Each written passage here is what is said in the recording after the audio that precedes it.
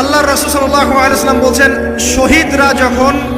শহীদদের আত্মা যখন আল্লাহর কাছে পৌঁছায়, আল্লাহ রাব্বুল আলামিন সেই আত্মাগুলোকে সবুজ রঙের কিছু পাখির মধ্যে প্রদান করেন এবং সেই পাখিগুলো আরশের নিচে লণ্ঠন আছে এখানে বসে থাকে এবং তারা জান্নাতের যে কোনো জায়গায় যায়, ঘুরে খাবার খায়, আবার ফিরে আসে।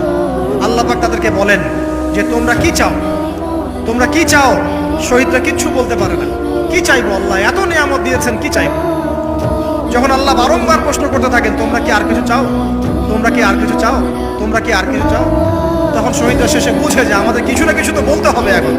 তখন তারা বলে, হে আল্লাহ, আমরা আরো একবার পৃথিবীতে যেতে চাই এবং তোমার পথে জীবন দিয়ে আবার ফিরে আসতে চাই। আল্লাহ পাক বলেন, এই সুযোগ তো আর নেই, অতএব তোমাদের আর কিছু চাওয়ার নেই, তোমরা এখানেই থাকো।